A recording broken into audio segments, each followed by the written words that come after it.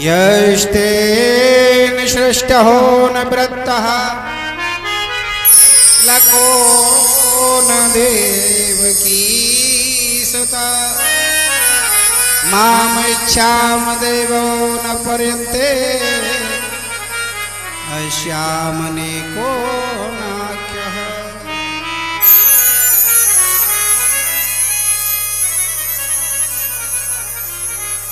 सृष्टि की रचना कैसे हुई मैं आपको सुनाता हूं, ध्यान पूर्वक सुनो।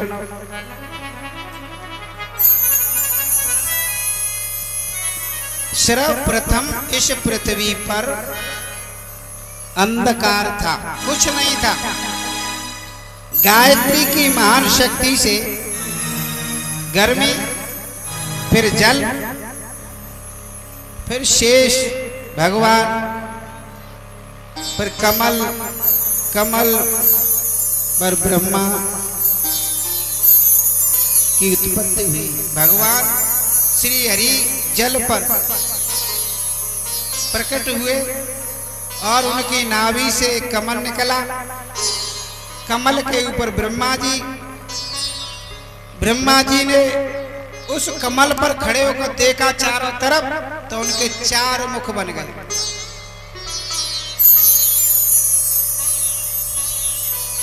ब्रह्मा जी खोजने लगे कि मैं इस कमल पर कहां से आया। 100 वर्ष तक तपस्या की, तब उनके मन में विचार आया, शक्ति का सोचा कि तुम भजन करो, भगवान के दर्शन होते रहेंगे। 1000 वर्ष तपस्या फिर ब्रह्मा ने की है। जब भगवान ने दर्शन दिए और कहा कि तुम इस सृष्टि को बढ़ाओ, मैंने इस पृथ्वी को 5 तत्वों को प्रकट कर दिया है। शीत जल पावक गगन समीरा, शीत जल पावक गगन समीरा,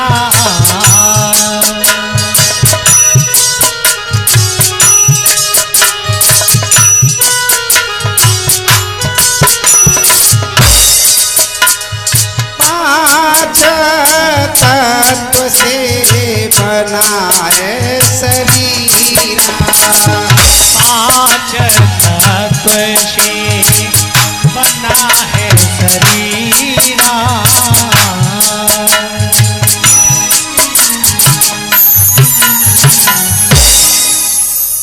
भगवान ने प्रकट किया है। ब्रह्मा जी ने पहले 4 पुत्रों को जन्म दिया, सनक, सनंदन, सनातन और संत कुमार को, जिन्हों से कही कि बेटा आओ कि हाँ कि सृष्टि बढ़ाओ, कि पिताजी सृष्टि भ्रष्टि के चक्कर में मना पड़ रहे। क्यों? अगर सृष्टि के चक्कर में पड़ गए तो भगवान को भजन नहीं कर पाएंगे, हम रह जाएंगे, इसलिए आप हमको माफ करो। पिताजी की बात नहीं मानी। श्रोता तो ये गलत हुआ कि ठीक हुआ? है? पुत्र पिता की आज्ञा का पालन करना चाहिए, लेकिन पुत्र पिता की आज्ञा का पालन नहीं कर रहे।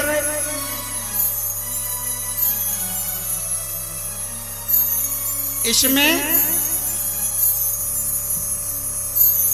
जो समाज के लिए, जो अपने व्यवहार के लिए, अपने जीवन के लिए पिता की आज्ञा मानता है तो ठीक है, पालन करना चाहिए।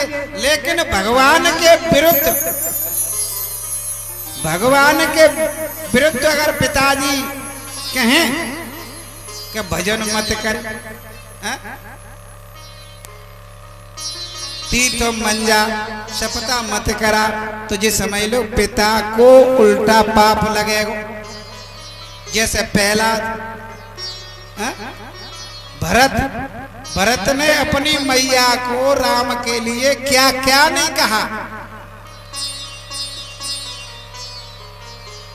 बहुत कहा है।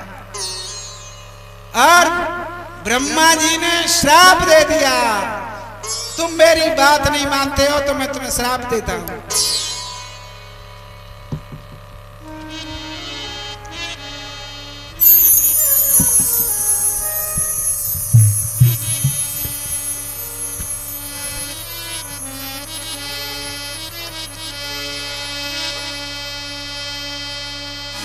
बात नहीं माना बेटा,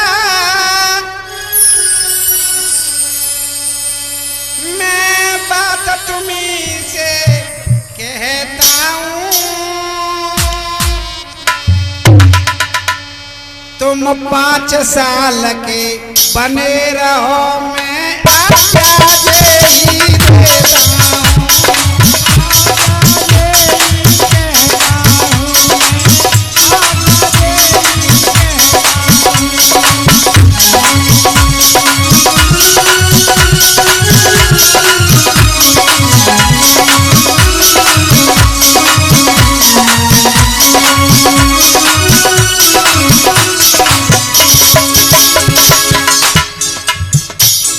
छोटे छोटे बालक बन के तुम पृथ्वी पर भ्रमण कर रही हो। 5 साल के बने रहो, पृथ्वी पर घूमते रहो। नहीं मानी ये बात लला, मेरे बात ध्यान में भलाइयो।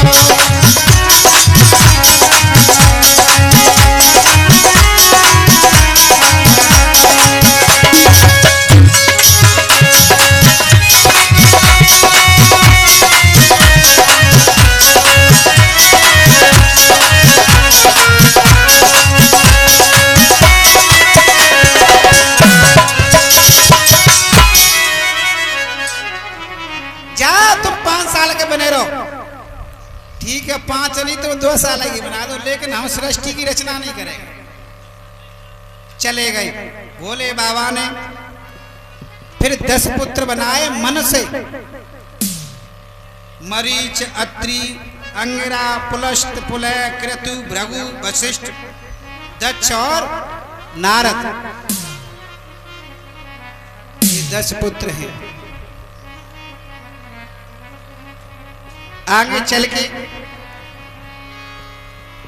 ब्रह्मा जी ने से कहा कि ये मन की शक्ति कल्पना से बनाई सृष्टि को बंद करो, अब कोई मैथुनी शक्ति प्राप्त करो।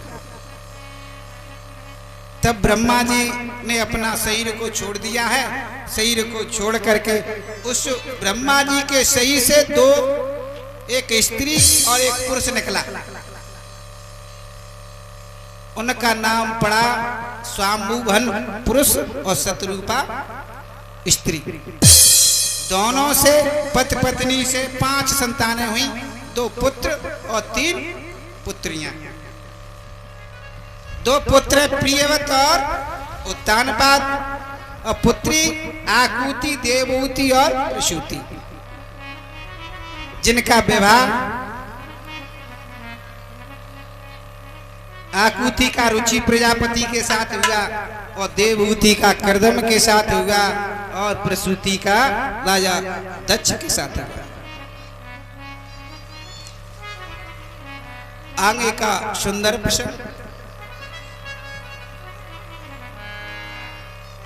इस प्रकार से हे राजन, एक समय की बात थी, जो कर्दम ऋषि थे उन्होंने 100 वर्ष तक तप किया ब्रह्मा जी का। जब तप किया ब्रह्मा जी से, तो ब्रह्मा जी प्रकट हुए। तो कर्दम जी ऋषि थे बाबा, उन्होंने कहा हे ब्रह्मा जी मुझे वरदान दे दो। क्या?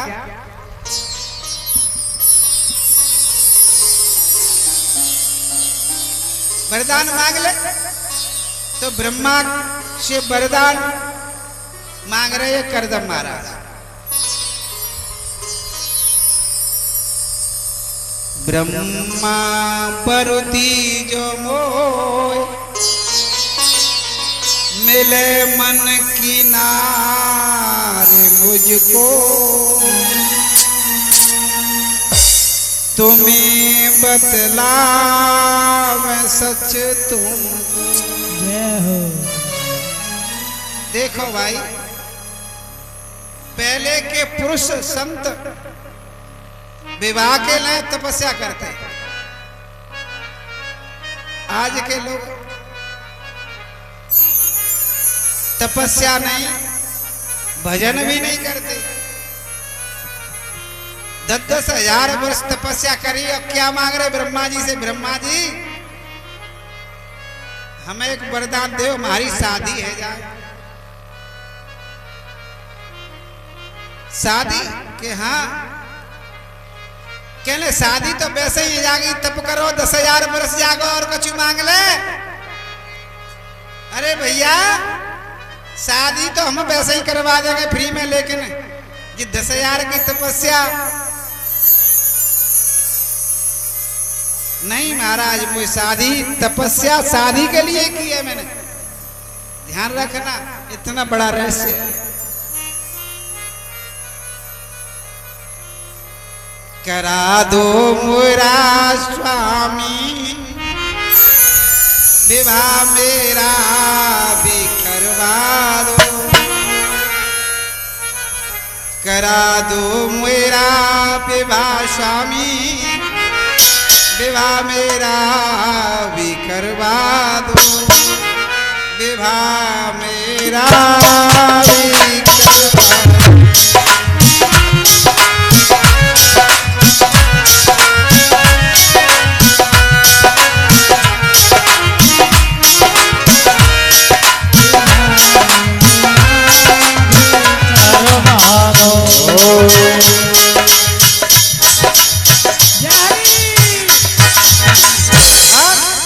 मुझे कुछ नहीं चाहिए। कहने लगे मेरे मन की पत्नी मिल जाए, मेरे अनुकूल पत्नी मिल जाए। हे स्वामी ऐसी पत्नी होनी चाहिए, ऐसी पत्नी नहीं होनी चाहिए। कल कथा सुनाई, सुनी धुंधली जैसी, हाँ? बाना कल की कथा में धुंधली जैसी पत्नी मिल गई तो सत्यानाश नहीं अठ्यानाश हो गया उस पर। माता निर्माता भवती। श्रोता ध्यान रखना, परिवार में मां की भूमिका परमात्मा के बराबर है।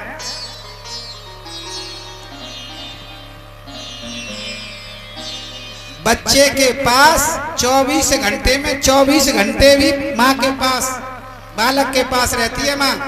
और पिता ज्यादा प्यार करेगा तो कम से कम 2 घंटे, क्योंकि रात 8 घंटा तो सोए में बीती आगे, और 1 घंटा आए को 1 घंटा शाम को। कुछ काम नहीं करेगा तब भी कुछ तो करेगा। लोग कहते हैं कि हमारा पुत्र खराब निकल गया, हमारा बहू खराब निकल गई, लेकिन बहू और पुत्र खराब ना हो तो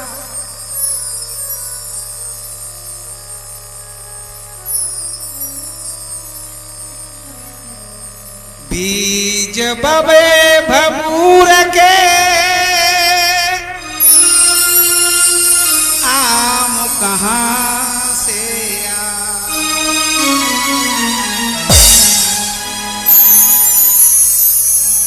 तुम बमूल के बीज कांटे बोओगे तो बमूल में आम नहीं लगेंगे। तो ऋषि ने कहा कि भगवान ब्रह्मा जी मुझे पत्नी चाहिए तो मेरे अनुकूल, मैं भगवान का भजन करता हूँ और पत्नी भी मेरी ऐसी मिल जाए तो मेरी जीवन नैया किनारे से लग जाएगी और मेरा जीवन सुख से कट जाएगा। परिवार वही है जिसमें प्रेम और सुख शांति है। एक दूसरे से वार्ता होती है, हेलो वो परिवार नहीं है, स्वर्ग है। बहू एक एक माता के यहाँ 4-4 बहुआ, 4-4 लड़का, नाती 10-20, लेकिन मैया को ना पूछ रहे क्या हालत है, अपने अपने काम में लगी हुई है, कोई किसी से मतलब ही नहीं। जब प्यार जिंदगी में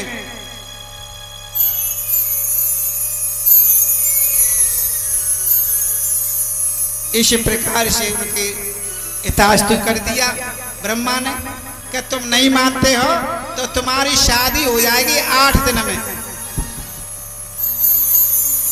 शादी का वरदान दिया और शादी के धीरे धीरे धीरे धीरे 8वां दिन व्यतीत होने के लिए जा रहा है। करदम जी ने अपना आश्रम साफ कर दिया और साफ करने के बाद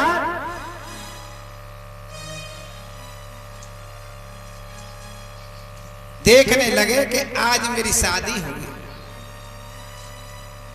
जब शादी होगी कि सभी सफाई करके बैठ गए, 10 बजे करदम तो धीरे धीरे 3, 4, 5 बज गए तो चिंता बढ़ गई। क्या? करदम महाराज आश्रम के गेट तक आते हैं और वापस आते हैं, धीरे धीरे 6 बज गए, मां कोई दिखाई नहीं दो। तो बाबा की आस छूट गई कि ब्रह्मा जी झूठ बोल गए, अब तो मेरा विवाह हो वो नहीं। आसन पे बैठ गए, सोचने लगे ब्रह्मा जी मैंने कितने बरस तुम्हारी तपस्या करी और तुम भी झूठ बोल गए। अरे मुझे तो मना करते थे कि मेरी शादी नहीं होगी तुम्हारी, तो मैं तुम्हारी तपस्या क्यों करता।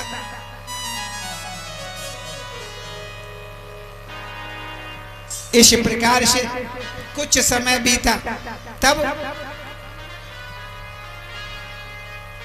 करदम जी को 3 लोग आते हुए दिखाई दिए।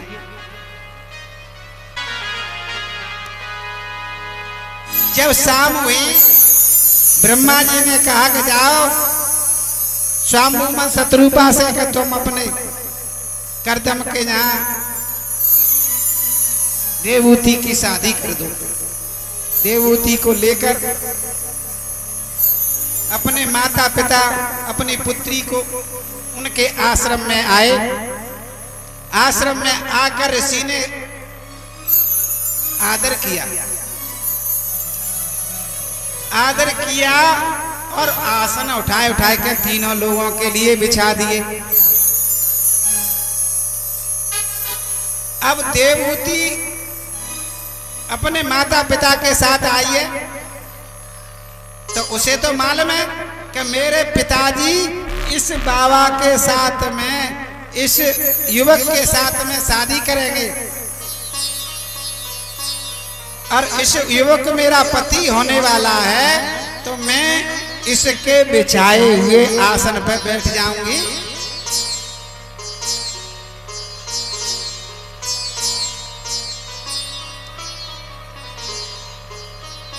तो मेरा पति व्रत धर्म नष्ट हो जाएगा।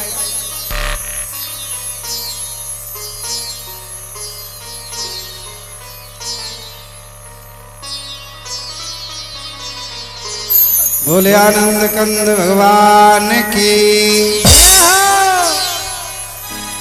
बात ज्यादा करती हैं माताएं।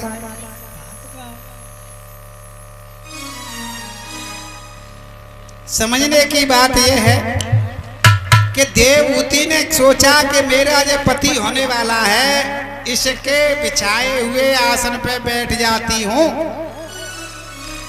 तो मेरा पतिव्रत धर्म भी नष्ट हो जाएगा।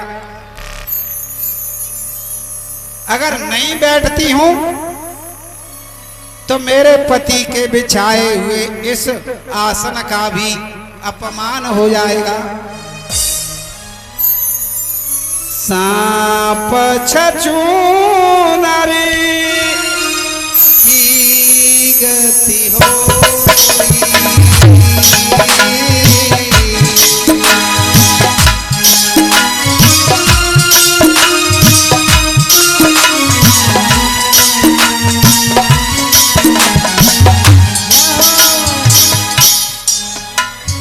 चाप छछूंदरी की गति होई।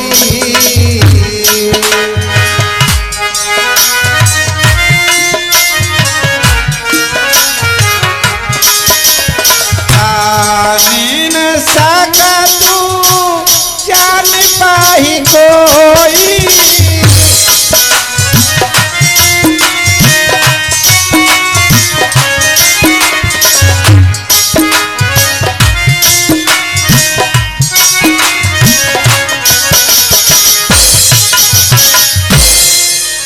अब क्या करना चाहिए?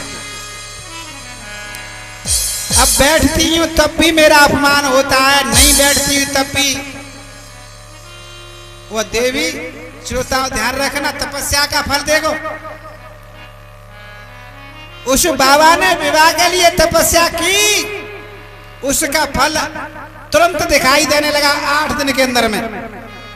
वरदान को दे करके ब्रह्मा जी 8 दिन हुए, 8 दिन का वचन दे गए, 8 दिन में शादी हो जाएगी। उस तपस्या करके, भजन करके, मेहनत करके तप किया, वरदान लिया, उसका परिणाम दिखाई देने लगा। वो पत्नी ऐसी है कि विवाह से पहले ही पतिव्रता धर्म को चालू कर दिया उसने। कि विवाह के क्या है, शक्ति क्या है, ईश्वर के क्या है।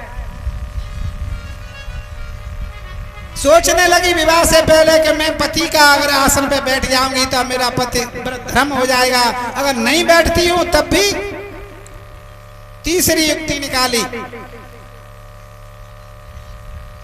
अपने पति का आदर रखने के लिए, सम्मान रखने के लिए बाएं हाथ का अंगूठा, सीधे का बाएं हाथ का जो अंगूठा है उस आसन को छुलाया और जमीन पर बैठ गई।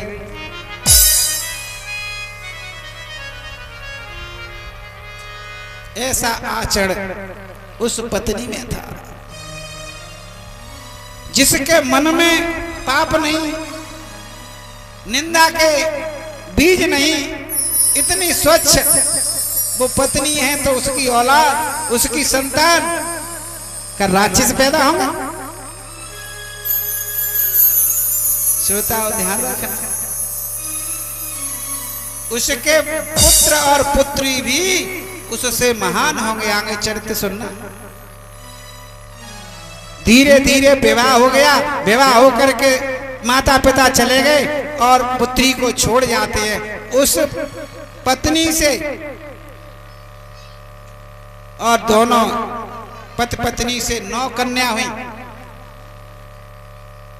उसमें से एक कन्या ऐसी हुई, उसी की पुत्री, जिसका नाम धरती लोक पे क्या स्वर्ग में भी खटकने लगा। चिंता हो गई कि ऐसी कौन है ये देवी, देवताओं को भी पकड़ के हिला रही है। उसका नाम क्या था जानती हो? अनसुईया।